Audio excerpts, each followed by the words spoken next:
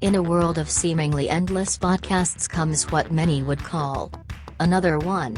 Welcome to the Two Men podcast with your hosts Tim Matson and Phil Powell. Now please join these two confirmed men, that's two moderately entertaining nerds, as they take you on another podcast adventure that's guaranteed to be funny. Or not. This week the two men talk about growing up in a small town. Welcome to another episode with your hosts, Tim. And Phil. Good to have you here on a Lonely Friday. Lonely Friday. Lonely Friday. Was that a Wolfman Jack? I'm not really sure what was going on there. Do you know who Wolfman Jack is? I do know who Wolfman Jack is. All right, that's good. It's the guy in American Graffiti, right? I can't remember. Spoiler alert, yes, he was in American Graffiti. Okay, yeah. Somebody you from our You don't year. remember that? Come on. I Remember the guy was chasing Suzanne Summers around all night? I wasn't allowed to go to see American Graffiti until I was older. Really? So that's the film that your parents would not let you go see, American Graffiti. The only thing, I think you see Suzanne Summers in a swimsuit. That's like the naughtiest thing in there, I think. There was people running around potentially almost having sex and drinking allegedly and driving recklessly. Ooh, yeah, there was reckless driving, indeed. Indeed. Wow. But they let me go see Smokey and the Bandit. Well, that's a wholesome American picture. Well, of course. Absolutely. Well, for where we grew up anyway. Yeah. And speaking of which, that's what this episode is going to be about. We're going to tell you a little bit about where we came from, our hometowns, if you will. Since we have been talking a lot about Newton, Illinois, and Oblong, Illinois, which I'm sure all of you studied during school. They're very famous. During American history, a lot happened there. But it influenced who we are, and we thought we talk about them all the time in most of our episodes, so we'll just talk about them now. Yeah. So what was it like growing up in Newton? Well, first of all, I didn't actually grow up in Newton, just near Newton. So yeah, I envied Newton because there were things to do in Newton. Where I grew up, there was nothing to do. What was the population of Newton? I don't know. Small. 6,500, something like that. See, Oblong was 1,900. All right, do you know the original name of Oblong, Illinois? No. Was it Circle and then it got dented? No, that's pretty... Oh my gosh, Tim, that was clever. Thank you. Every once in a while, mark this down on the calendar. All right, no. The original name of the town... Oblong was Henpeck. Henpeck? Henpeck. Yes. Henpeck. Am I not speaking clear? Henpeck. Sounds like I'm saying handpack. I don't know what I'm saying. It's hen as in chicken. Yes, that's right. And peck as in chicken. As in chicken. Yes. Good. Henpeck. Thank you for clearing that up. Oblong was, it was like 1,900 people.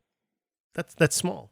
Yeah, that's tiny. Smaller than Newton. I thought they were kind of comparable, but it's hard to get away with much in a town that small. Boy, howdy is it. Yes, it is very hard to get away with anything in a small town because before you have gotten back home, some of your neighbors have told your parents what you've done while you've been out. It's hard to blend into the crowd in a town that small. You can't do anything of consequence and then just disappear. Well, first of all, there's rarely a crowd anywhere in a town of size. So blending into one is impossible because there aren't any. So to give people an idea of what small towns do not have. Everything. Right. You had a grocery store. Yes. We had an IGA. Yeah, we had an IGA, right? IGA, fast food, no fast food. No, not real fast food, no. I mean, we had a fast food restaurant that got built after I was in high school, and it was like a knockoff Hardee's. It was called Dandy's. Spelled like Hardee's. Wait a minute, that sounds like a strip club. It does kind of. But yeah, it was. I guess what they built the thing, and then the guys wouldn't pay the franchise fee for Hardee's, so they had to call it Dandy's instead. And then several years later, someone bought it, and actually it did become Hardee's. Oh, that must have been a proud day for Newton. It's like a big moment, I'm sure. There was a parade.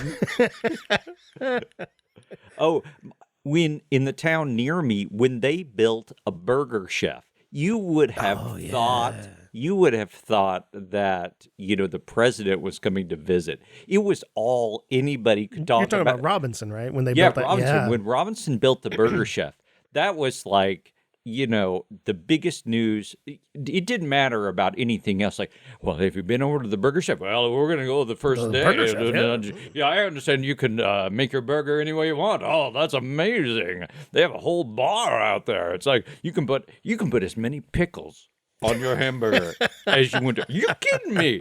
No, it's just unlimited pickles and tomatoes. Yeah. Unlimited. Make it your way is what they say. That's Burger King. Yeah, but Burger it's Burger Chef. Didn't Burger? Yeah, Burger. It was Burger Chef, but have it your way is Burger King's slogan, isn't it? It might be. But wait a minute. But have it your way. Have it your way. I think that's Burger Chef. I don't know. I think that's Burger Chef. Okay, listeners out there, post on our Facebook page. Let us know Burger who's Chef right or Burger King. Either hashtag Phil was right or hashtag Tim was right. The only fun place in Oblong that you could go, and that was Paul's Q Club. Okay. That doesn't sound like a place where youngsters hang out. Well, I was not allowed to go to Paul's Q Club. Yeah, I wouldn't imagine. I was not, because there were people playing pool. They might have been people smoking. They might have been smoking and gambling and drinking, perhaps. Mm-hmm. All serving things alcohol. A pastor's child should not know anything about. Yeah, you have pool halls when you can't afford to actually put in a bowling alley. See, now that was the thing.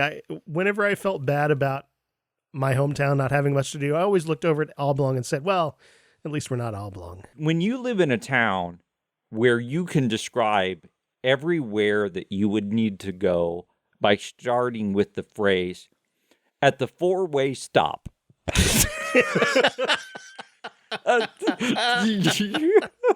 You live in a small town. And that's, I think there is a stoplight there, but for forever, it was the only four-way stop in the entire town. It's true. I think that's still true. It's like, hey, all four cars, all four directions need to stop. And when at the four-way stop, the bank in downtown Oblong, they put in one of those electronic temperature time signs. That's fancy. We thought we were living. It's like we're moving up in the world.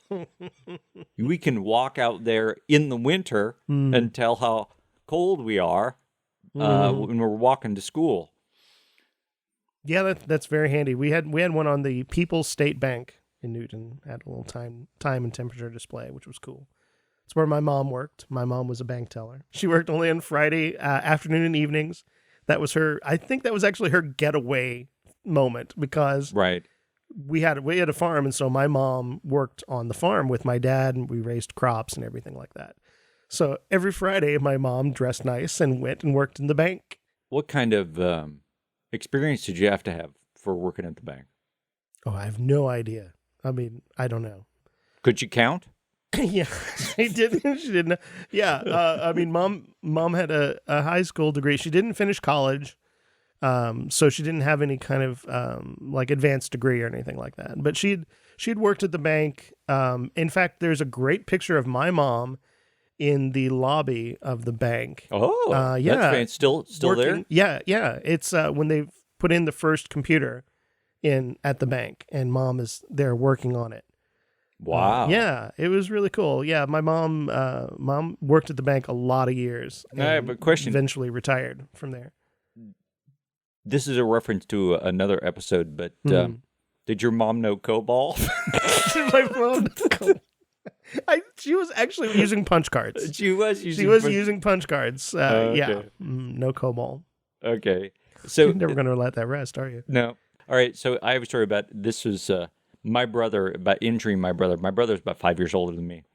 And I had a bullwhip. And this is when, by the way, I was playing Mingo. Mingo, yeah. Okay. Another callback. I had a bullwhip. And apparently the thing to do with bullwhips is knock over cans. I don't know that you can do anything other than knock over cans with the bullwhip. So we were practicing that. And I can remember I had the bullwhip in my hand, and my brother went out to set up the cans. And I don't know why he said this to me, because otherwise nothing would have happened. But he said, now when I'm out there, you're laying this on your brother, aren't you? You're laying this on him. He said, when I'm out there, don't you fling that bullwhip at me. And it didn't even occurred to me to do it. But then when he got out there, it's just this feeling of urge. You can't fight it. Must whip.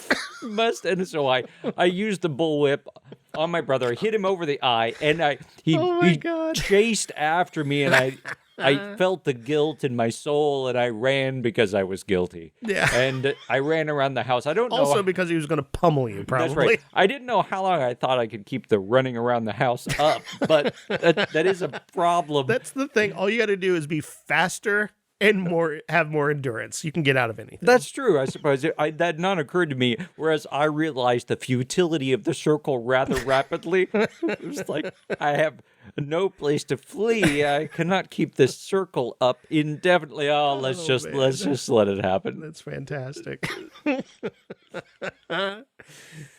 It's part of the thing. It's part of being a kid in that era. I remember at one of the schools I went to, oh my God, this is the heating was still done by coal. Oh my God. So, I mean, I was quite young, but still, here's the thing is, it was out on the playground. The coal that they used to heat the school with was on the playground.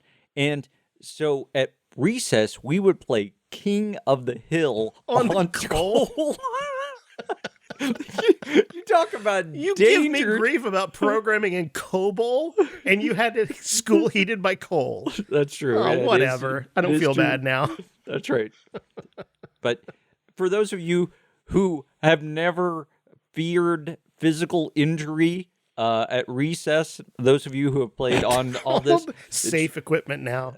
I mean, but monkey bars were safe compared to playing King of the Hill. And also, King of the Hill is where basically you bullied your way. Involved a lot of shoving. Yes, King of the Hill involved throwing other people on the mercy of the coal. So many games involved around injuring your classmates, like Red Rover. Yes. Oh my God, you'd wait for the asthmatic kid to run over and you just clothesline him. It was great. I felt so sorry. They made the girls, it's like you could see the girls. They would be like, I don't want to. Red Rover. Well, it's like run, and they call you, and they're not going to build. It's like, oh, come on, build up more momentum than that. You're not even trying. This is like a softball. It was a badge of honor to break the arms of some of your friends. Yeah. In fact, you definitely, you don't want to be one of the ones that got caught. You want to break through. So what you do is you pick two of your friends that you think are the weakest, and you just try to break their wrists by running through them. Was it my imagination, or was there a game called Brownies and Fairies? Brownies and Fairies? I think you're making that one up. Yeah, I might have misremembered that one. Oh my gosh! There was a game. Remember 7-Up Heads Up or whatever that is? Yeah, where you put your hand down and your thumb up, and people walk by and push your thumb down, and you had to guess who it was. Talk about a strange game. That is the weirdest game. What that meant is the teacher does not want to be messed with today. We are just playing a game. Whatever. I just need 10 minutes of you idiots shutting up. Heads up, 7-Up. But a whole thing of like, okay, you put your head down and then you put your thumb up, and somebody comes along and touches it. And I don't know. You're supposed to push the thumb down. Push the thumb down. That seems personal. No, well, when you come by and just stroke your thumb, that's not what personal. We did. Well, it was just like a touch. You touch your thumb, and then you put your own thumb down. Oh, and then it was voluntary and consensual, I guess. And consensual thumb touching. Yes, and then I don't know if you played fairly, by what reckoning you were able to be able to logically guess who had touched your thumb. Although, here's how I cheat, obviously. Well, those were the cheaters. Yeah. But you could always tell. Really, you could narrow it down to at least 3 people because of social status. Oh, yeah. Because, for instance, the cool pretty girl would never have pushed your thumb. She's that's never right. gonna do that. That's no. right. You know, she she's out. She didn't touch your thumb. That's right. And he's cool and he's popular. He didn't touch your thumb. He would never touch my thumb. That's right. He's going to touch the. He's going to touch the thumb of like the other This cool is a kid. very complex kind of like social game that you're looking around. You see who has been picked other than you, and you're like, okay, that pretty girl over there. Okay, Yeah. the popular guy picked her. Yeah, and Let's then it's like here's somebody of my own of my own social status. Yeah, Here's somebody of my own social status, and then there's the poor outcast kid, which nobody likes, even the other poor outcast kids. So it might have been him. That's terrible. Might have been him. It might have been this other person. You kind of narrowed it down. I don't think there were prizes. I don't know. No, there were no prizes. It's just a really bizarre game. Yeah, heads up, 7-Up. But we were so excited. We're ready to play. It's like heads so up, much 7-Up. fun. Oh, how do you play? What are the rules? Can you imagine trying to explain that to someone now? Okay, Or if we get your friends around. Hey guys, guess what? We're not gonna play poker tonight. We're gonna play heads up, 7-Up. Or if you even tried to tell kids that this was a game we were going to play, I bet they don't do it. I can't imagine them still doing it. That seems kids would roll their eyes at that concept. Probably. Now, that was 5th and 6th grade, right? Right. So when I got to junior high, we graduated to playing soccer. Mm-hmm. So that was also very dangerous because my teacher, Mr. Schmidt, was very competitive. He was a very competitive guy. And so I think he played relatively seriously. He would just wail on that ball. And, God forbid you were in the way of that ball. Because this was a very tall, very athletic man. But one time Were you attracted to him? He was a very sexy man. He's a very, very attractive man. All right. But go ahead. Yeah, this one time, this kid in my class, Terry Kemper, decided he was going to guard Mr. Schmidt when he was kicking the ball in. Which is a massive mistake. Yes. And so he's jumping up and down, waving his arms, and Mr. Schmidt's like, I don't know, whatever. And he's like, oh, come on. Yeah. And Mr. Schmidt hauls off and kicks that thing with all of his might. This soccer ball hits Terry full in the face. And he's in midair. He flips entirely around in a full circle in midair and lands face down on the ground. We thought he had killed him. Yeah. And here's the question is, today you might get fired for doing something like that. You would be 100% fired. That's back then, Mr. Schmidt's like, come on, get out. Yeah. You might have to go see the nurse. Did you have a school nurse? We absolutely had a school nurse, yeah. The school nurse in Oblong was there. Either you were faking being sick. Because you had a test. Because you had a didn't test. want anything to do with the nurse that. was basically, you're not sick, go back to class. Have some Pepto-Bismol, go back to class. That's right. I can't imagine how much a school nurse got paid. It can't have been much. And how much could she do? Well, really, I mean, she wasn't it really wasn't like allowed an to do much emergency of room. It's anything. like, oh, we got a third grader coming in with a lacerated arm. It's like, oh, well, put him over there. It wasn't like MASH, Get the crash cart. This one's coding. Oh. He's got a scab. Oh, that's gonna scab. Oh, that's pretty. Well, maybe this started in the era when I played King of the Hill on top of coal, and maybe triage nurses. They probably did need some triage for some of these games we played when we were kids. That you had to be rugged when you were a kid. It was cutthroat, and the It teachers really didn't was. care. On recess, Oh, no. there was no. You had to be in a fight, and I mean a fist fight. Yeah. And if you had a knife and were actively A knife. if you had a knife and were that's actively cheating. stabbing somebody, then that's when you might hear a whistle. That was when you heard the whistle. That was like, all right, I'm gonna have to get off the wall and go over there and stop this thing, But Oh, I my mean, gosh. if you didn't hear the whistle, you were good. I mean, how long was your bus ride? Well, actually, I lived in Well, the you city. were in- I lived okay, in the yeah, city, that's but most kids didn't. Mine was an hour and a half. Oh my gosh. What time did you catch the bus? like 6-ish in the morning. Yeah, early. All right. Early. So speaking about buses. Yeah. Oh, buses. Yeah. I think buses from conception until modern day Are still violent. are They're still violent places where you frequently learn about sex for the first time. Right. I think what I learned is that it might happen to me someday. I mean, I knew about sex, but this was the first time. It was mostly secondhand knowledge. It's not firsthand knowledge. Yeah. Mm-hmm. Although I will say a school bus is the first time I saw a girl without her shirt on.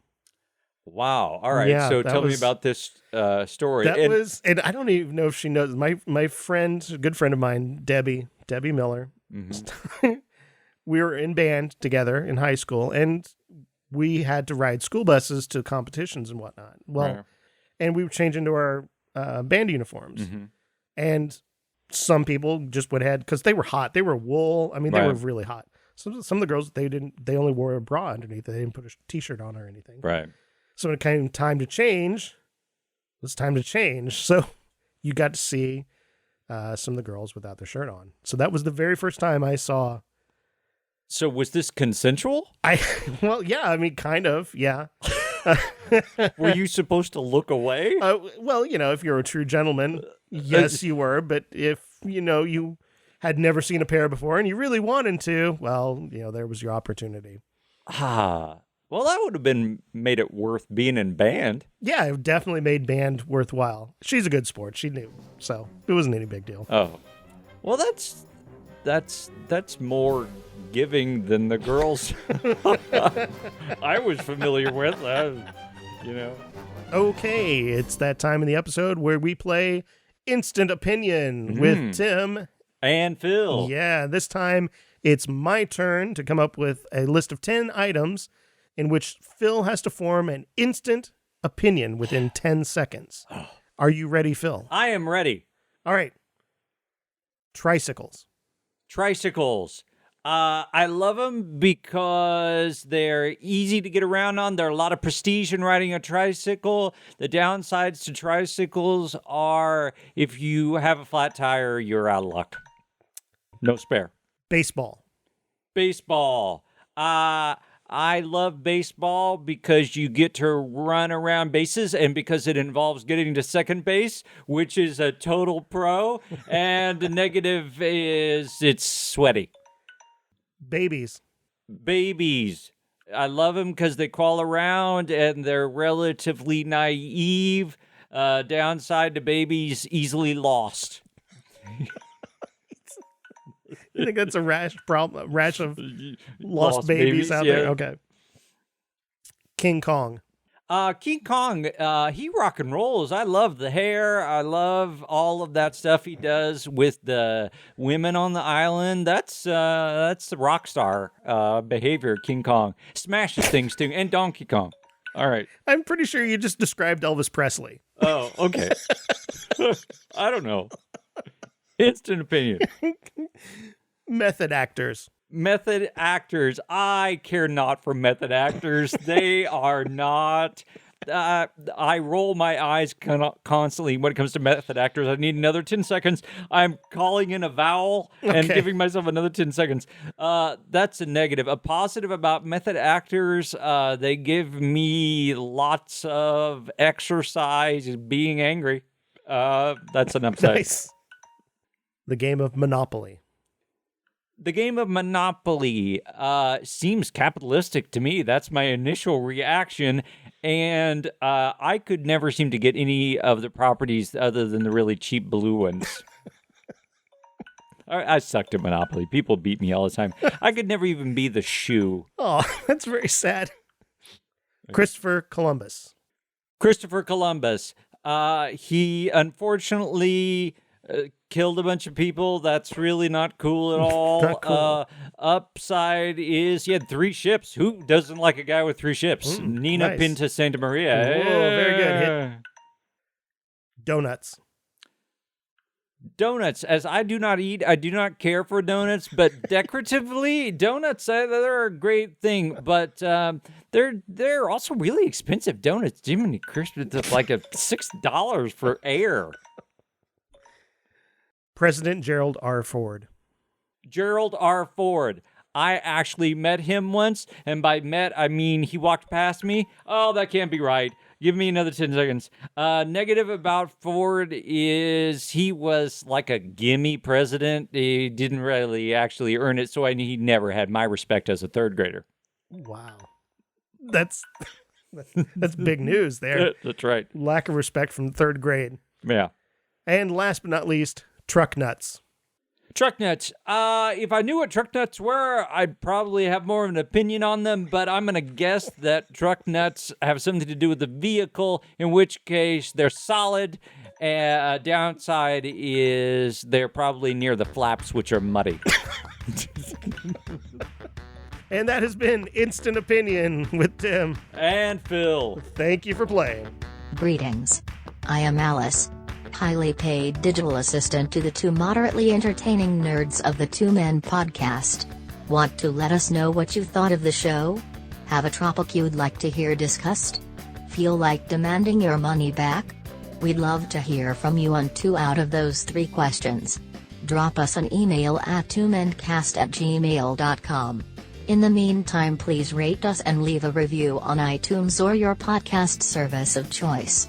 Also, for all discussions moderately entertaining, you can find us at facebook.com/2mencast. Please join us again next week when we'll be guaranteed to be funny. Or not.